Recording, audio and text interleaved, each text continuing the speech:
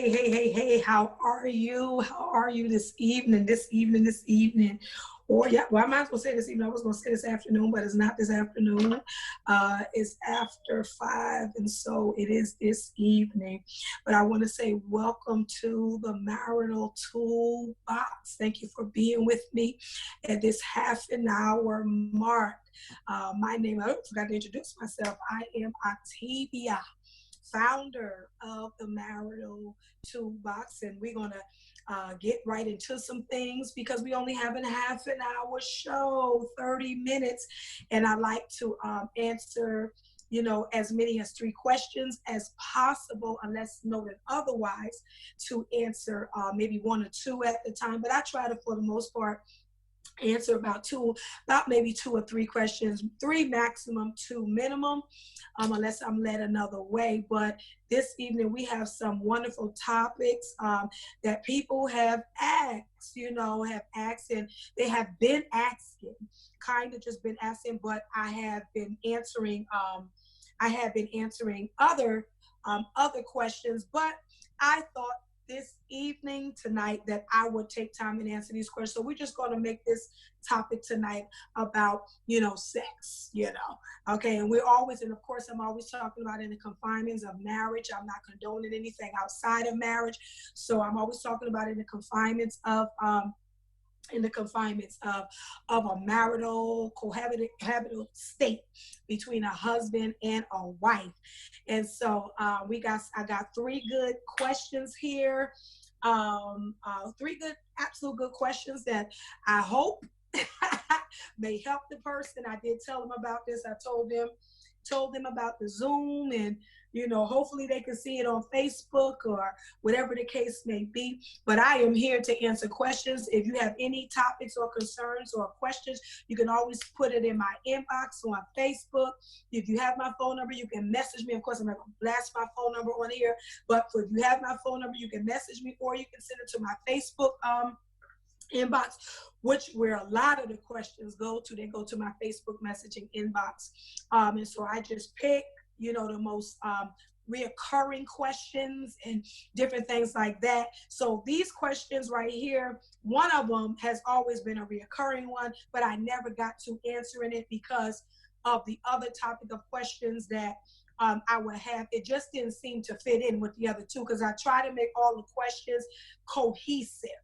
That's what I try to focus on, the questions and stuff, or the topics or the concerns, being more cohesive, not just coming out of left field. So I believe all of these are in the right ballpark field.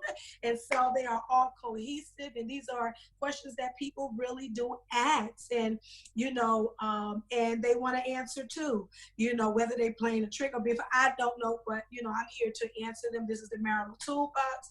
I answer questions, and whatever the case may be, nothing is off the table, nothing is off limits, so we got to be able to answer these questions now, okay?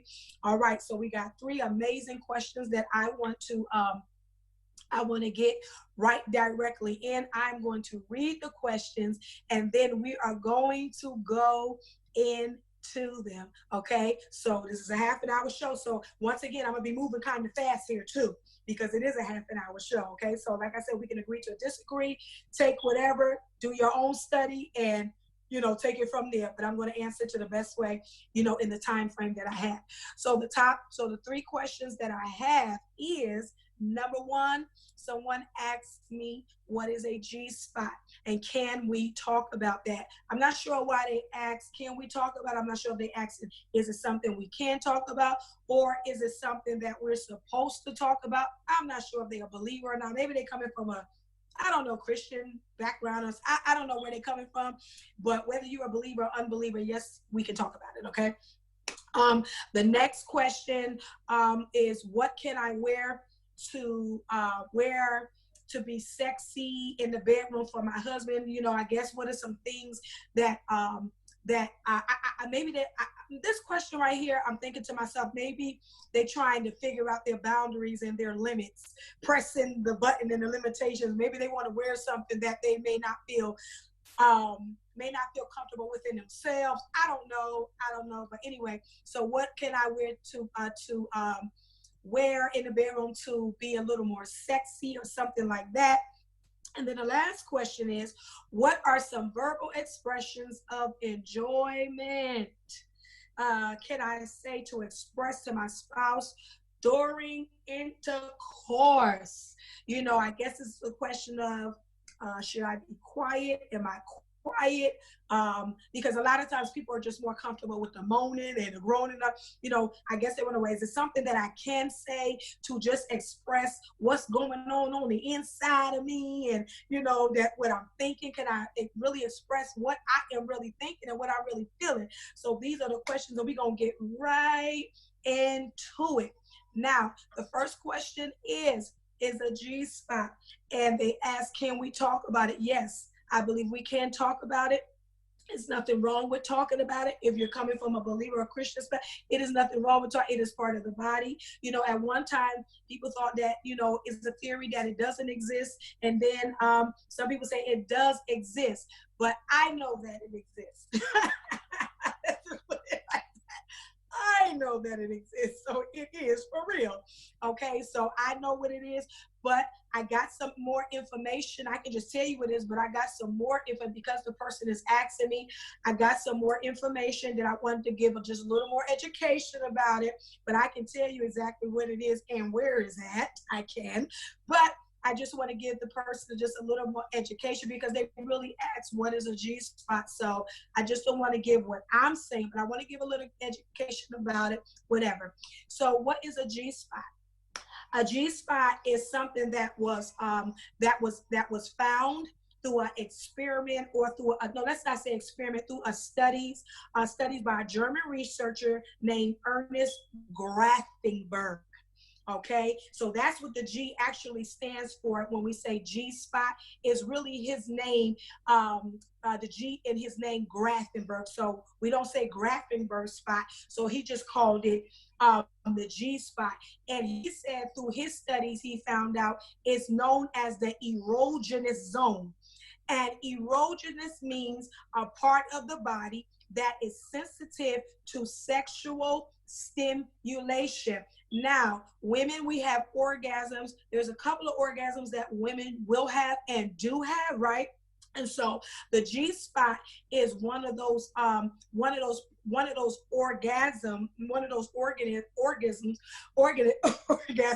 I'm sorry, my mouth. That women have. Okay, and one of the orgasms they come from, you know, this is where your orgasm, woman's orgasm, come from this spot. So it's known as an erogenous zone, a sensitive spot that is sexually stimulated. One thing you do need to know, every woman has it, but not all women respond to it. Not all women, you know, have experienced orgasm. Not all women have, for whatever reason, have not come to find this place or whatever the case may be, but it is there. Okay. And so here's the thing about, you know, the G spot and why we're talking about that. I just feel as a husband and a wife, one of the things, you know, I just, you know, from being married, you know, me and my husband, we explored everything about each other. And this was something we explored, you know, and this was something we saw, whatever the case may be. So this right here, the G spot, I can tell you where it's located at. The G spot is located, okay, how can I put it? I can show you better than I can tell you. Now, don't get, you know, a little queasy and all of that stuff. So, but I'm just telling you what the G spot is. Okay, the G spot is like, I can show you. This is more so the vagina, right? Okay, if you plan to explore, this is more so the vagina. Okay, now this is the thing about this though. You have to be comfortable in this, and I'm saying this for a reason, because I have come across women, wives that are not really comfortable, and this is a serious thing. So all jokes aside, I have come across women for whatever reason, maybe from past, you know, abuse or different things, sexual, whatever the case may have been, where they're not comfortable with their husband's, you know, hands being in that part, you know, of their body, you know, to some point I understood when I got the background into. For some, you know, they just wasn't comfortable. Then those type of people I just really didn't understand. So one of the things, if you're planning to explore that spot, you have to be a woman that's comfortable with your husband's hands exploring that spot. You understand what I'm saying? You have to be relaxed. You have to be, you know, not tense or anything like that. So you have to be comfortable with that, because, you know, that's a really touchy. It goes past touching the breast. It goes past, you know, rubbing. It goes past all of that. This is going in real deeper than the surface stuff. So what it is that this is the vagina, and what it is the G spot. If your husband, if you're comfortable and you want that extra sexual stimulation or something more that you want, you know, and everything like that, and that good, great orgasm. So he would either he can put his finger up, because the G spot is like maybe right here above the vagina, but a little bit below the navel. Okay, and so it goes more up like this. I don't know if you understand what I'm saying. If you can see it, it goes more up like this. So his hand will be more cupped up like this. If this is what he's doing, he can do this while. Okay, he can do this while to stimulate you more. He can do this while he's in you, going in you.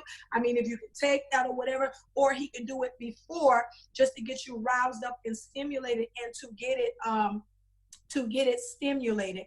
But for the most part, in order for the G spot to really happen, you have to be stimulated. So he'll know he have it, because you can feel it. Okay, it feels like a little bug. From what I heard, it feels like a little bug or something. So it's in there, and he'll go up, but not so far, but you'll know it, because it has like it's like a swelling. So it's a couple of inches inside the vagina on the top wall. Okay, so it's like on the roof of the wall. So in other words, the successful way to feel it is with the woman lying on her back and the man's fingers, you know, stroking upwards inside her walls. But like I said, I'm not going to spend too much on this topic, because I don't have, you know, time for, you know, because I got two other questions. But for the most part, in order for the G spot to really be aroused and get aroused, he has to, you know, put his fingers there. He has to, you know, put his fingers there, and he has to be in you and stuff like that in order for you to get aroused, and, you know, and different things like that. So, that's what that is. So you have to be stimulated. So that's what a G spot is, but you do further research on it or whatever. I say explore with your husband. If you've been married for X amount of years, you know, this should be something, you know, especially if you're a woman and you have an orgasm, this is where your orgasms come from. So, I mean, it's nothing wrong with talking about it. It's nothing wrong with researching it. It's nothing wrong with, exploring and figuring it out, okay? Because this is part of the body. For whatever reason is there, God put it there, is there, and it's just extra pleasurable moments that Ernest Graftingberg, through his studies, found out. So if you want a fantastic night, get the plane with the G spot, okay? Okay, so I hope I answered. Oh, that was too funny for me. Okay, next question. What can I wear? The question was, what can I wear to bed, right, to be sexy in the bedroom, you know, for my spouse? Well, I can tell you where you can start with. How about asking him what he wants to see you in? You understand what I'm saying? So you can start there. You can ask him what he wants to see you in. You can ask him what is his visual, because one thing I do know about men, from being married to a man, being in relationships, men are very visual. Okay, they are more so visual, you know, and so they like what they see, and most majority of the time what they see they won't, you know. So, you know, I would start off by asking him what would he like to see. I don't know what you wear in your intimate moments. I don't know what you wear. I don't know if you're talking about being sexy going to bed, or what are you talking about being sexy getting into the groove. Now, if you're talking about being sexy going to bed, it all depends. You know, you can wear something silk, something pretty, something soft, just a nice nightgown. You can wear a t-shirt, or you can even make it even more sexy, put on one of his t-shirts, right? Okay, so you get more playful and different things like that. Now, if you're talking about being sexy, more sexy, what you trying to push the limits of what you might want to be sexy in when you're getting in a groove, I would say ask him, what does he want to see you in? And, and be willing to hear what he say, because see, he may say something, because men are visual. He may say something that you may have never thought, that he would say to you. He may say he want to see you in something that may blow your mind. You understand what I'm saying? So you have to be prepared for his answer. You have to be prepared for his answer. And the reason why I'm saying his, because I know this was a woman's answer. So I don't want anybody to say, well, why it can't be a her? Well, no, this was a woman, so she was asking. So I know what this one was. And so you can't be afraid of what his answer may be.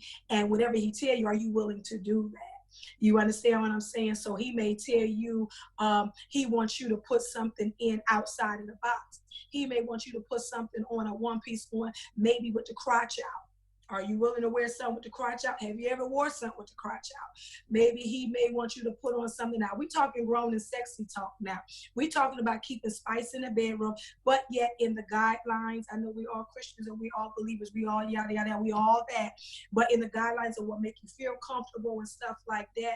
But we talking about keeping it spicy and nice. This is grown and sexy talk where you just want to, that's what intimacy is about. I tell America, that's what intimacy means. Into me. When you're intimate with each other, nothing else matters. The world can fall apart, honey, but y'all are into each other. You understand what I'm saying? So that's what it is. You're into each other, And so if he tell you he wants you to wear, or something, maybe you got your breasts, but you have your nipples out, something. You understand what I'm saying? So, whatever he may want you to, put on, so you have to be comfortable with that. Maybe he wants you to wear some pumps. Maybe he wants you to put on some pumps, with the stockings. And what's back in the day, they had the little things, I forgot, the little garters, but the stockings came 2 in a pack, and I used to have stuff, so I know what they about. Okay, you clip them on and you put that on. So maybe he may want you. So you have to know your comfortability level and what you asking him now. And definitely if you asking how to be sexy to go to bed, you have to be open to what he might say. You understand what I'm saying? You have to be open to what he might say. And so it's just a matter of from the sounds of it, you sound like you want to please your husband. You want to do something different. It sounds like you want to come from out of the box from what you've been wearing, or maybe you felt what you've been wearing is not sexy enough. I don't know, what you're wearing or whatever the case may be. But listen, get you some stuff. I had 3 types of lingeries. I can tell you what I have. I have my average lingerie. Going to bed, some nice silk, like I said, silky, sexy, satin stuff like that. You just going to bed, looking nice, because I know my husband, he was visual. He was stimulated by, different things that I put on. He liked me to smell good. He liked me to look nice, and different things like that. And then sometimes we didn't even have to do anything. He just liked me to come to bed just looking nice, so I did that. I had that lingerie. Then you have your Victoria, that type of Victoria's Secret. You're taking it up a notch. That's some sexy lingerie, right? That Victoria's Secret, that's some sexy lingerie. That's eye candy. I call Victoria's Secret kind of like eye candy. That's that eye candy lingerie where you just giving him eye candy. Understand what I'm saying? They have some beautiful pieces. Please don't just, they have some beautiful pieces, and different things like that. So that's the eye candy that can get you started. That can get a part of your foreplay. I don't know if you're into foreplay, but that can get you in your foreplay. That can get you started. And then I had something that looked like, I don't even know if they do Frederick Hollywood. They probably do like some Frederick Hollywood looking stuff. That's when you're getting down with the get down. Okay, so I had that when, I'm just like, what, forget it. no holds bar. Let's get this thing out there. That's when you got your, you got your heels, you got your, whatever stuff you got, whatever, it's just on. You giving him the best night that, not that you're not giving him the best night he never had before, but that's that lingerie, like, okay, oh my God, you can be wearing anything. And anybody know anything about Frederick of Hollywood's lingerie? Let me tell you something. It's something you really have to be comfortable with wearing his stuff. You really would have to come out your comfort zone, because his lingerie brings you out of your comfort zone. You really got to be comfortable in his stuff. So I have 3 different types. So you have to think of what do you want? What are you looking for? Are you trying to get with that Gspot stuff? If you're trying to get with that Gspot stuff, you can start off with Victoria, then you can work your way up to Frederick. I don't know what you're trying to get to. But anyway, like I said, start with asking what he wants, what he would like to see you in, and be willing to, to wear what he asks. You got to be comfortable with that. Be comfortable with that stuff, as a wife, to your husband or whatever, because you want to please him. You want to make everything nice and just, oh man, all the exciting, intimacy should be exciting. It's exploring. It should be a knockout. You should know by the time you're finished that each of y'all was there. Y'all know, ever hear that saying, somebody was here, that it was there. When you finish, you should know that each other was there, giving them the best time of giving you guys the best time of, each other's life. So that's what it is, not just laying on your back. You know what I'm saying? Just making babies and all of that stuff. And I know that's not what that's called. That's not just what it's all about. But, it's doing interesting things, finding it, spicing it up, having a nice, and that's what I love. My husband, he was very out of the box. He spiced, I spiced, and we just had fun. That's all too. We just had fun. We loved on each other. He loved on me. I loved on him. And we just had fun. Wow, we married 25 years. I mean, he ain't going nowhere. He wasn't going nowhere. I ain't gonna lie, I lost him last year, still trying to deal with that. But he wasn't going nowhere. I wasn't going nowhere. We married for life. Whatever, that's your husband. Listen, we knew every part of each other's body. We knew, and I mean every part. You understand what I'm saying? He knew every part about me. It wasn't nothing that he didn't know about my body that he could not describe the ins or the outs. And the same thing for me. Why? Because that's intimacy. I was into him, he was into me, and yada, yada, yada. So we had, so I hope this is not too much for people that may listen or look at this, but these are things that, that needs to be talked about. You understand what I'm saying? We can't avoid these things, and stuff like that. So anyway, so I'm going to get off of that because I got 7 more minutes because I got the last one. Okay, so I hope that's going to help the person. I told them about the Zoom and everything like that, so I hope that's going to help them, okay? Moving right along. Last question. I thought this was so cute. What are some verbal expressions of enjoyment can I express to my spouse during intercourse? In other words, I guess they're asking, what can they say? What they can say. Well, as I said before, for the most part, the common reaction of intimacy is the moaning and, the groaning, or you may say occasionally, oh, honey, I love you, and all those different things. So maybe you may not push it back, may not push or go beyond that, but that's not really all how you feel it. You know what I'm saying? That's not really how you feel. You're saying those 1 or 2 little things, but that's not exactly how you feel. And you really got some stuff inside that you just want to say, like, man, oh my God. You really want to say, but because of your comfortability level, this is what I say. It depends on your comfortability. See, my thing with me and my husband, he made me very comfortable. I was very comfortable, with him, and I made him very comfortable. He made me secure, not just in everyday life. It moved over into our intimate life, into our intimacy, where I felt comfortable, I felt secure, I felt all of those things that I would feel in a normal, just in life regular. So I was very comfortable in saying different things, and he was very comfortable in saying different things and different things like that. So in verbal expression, I'm going to talk about verbal expression, but there's some other expressions too, that you can also do. I'm going to get back to the verbal expression. You got to touch, the touch is an expression also too. So don't discount the touch. I know you may want to say things, but don't never discount the touch, because the touch is part of a sensuality, is stimulating, is comforting, is a show of affection, and it's also an unspoken language also too. So don't forget to touch. Don't forget the, okay, for the most part, when a man is doing his business, that's the color purple, when a man is doing what he's doing, and he's going in and out and stuff, for the most part, he's working his lower back. He's working his lower back. So in that lower back part from his butt, you can take your arms, you can reach around, you can massage that.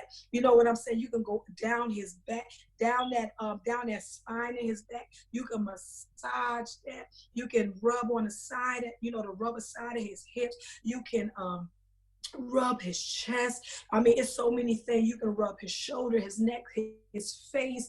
I mean, this is intimate. You know what I'm saying? So you want to be as intimate, as I say, intimacy is into each other. So you want to be as intimate with each other as possible, because that's where you're at. You're in an intimate moment. So you want to express intimacy as much so you can rub him, and you want to be into him because he's into you, right? Or she may be on top and she's into you. So if you a man, or you can rub her and rub her waist and her thighs, so don't never discount the touch, because the touch is an unspoken language. As far as verbal, you can do names of affection. I don't know what your name of affection. You can say, yeah, you can call him baby, honey, big man. I don't know what you call him. I'm laughing at something. You can call him big man. You can call him your king. You can call him Superman. You can call him whatever, because one thing about men when they're in that moment, from my experience, oh my God, they have such a gloat. They have such a gloat about them when you are talking to them. They just like, you get that extra, like when you're talking to them. So it can be names of affections, whatever, as long as it's not degrading. Okay, long as it's not degrading, and you got to know each other's comfortability level. I don't know what your comfortability level. I really didn't. My husband, like I said, me and my husband didn't. I really didn't have a comfortability level. I was just free. I was just a free form expressionist. So however I felt, that's what I said. So however I felt, so that's what I said. So it didn't matter. So I was just a free form expression. He was a free form expression. So he said some stuff like, yeah. So which made me more like, yes, that's what I'm talking about. So words that are not degrading. And then I also want to say too, sometimes it's not what you say as much as it can be what you show or express in body language. Okay. It's good for verbal expression, but body language. If he's on you, push him more into you, press him into you. If she's on you, press her into you. You know what I'm saying? Bring each other close. It's that's an expression without talking. That's a non-verbal, because verbal and non-verbal expression, you could do that. When you're doing that, I'm telling you, this is what intimacy about. Look in each other's eyes. Look in his eyes. That's a form of expression. You're speaking, with your eyes and different things like that. Pull each other closer. Allow yourself to be free enough to make noises. Express, in other words, at the end of the day, you want to express every moment. What are you feeling? Okay, is it more than just a scream? Are you feeling within yourself, man, you the best? Oh my God. Okay, well, say that. Okay, that's a verbal expression. Well, say that. If you feel like he's your king, he's your husband, or she's your wife, man, you the best. And, whatever the case may be, say how you feel. Allow yourself to be free to express yourself. Say what's ever on your mind. Like I say, long as it's not degrading or offensive. And then again, offense, we don't know.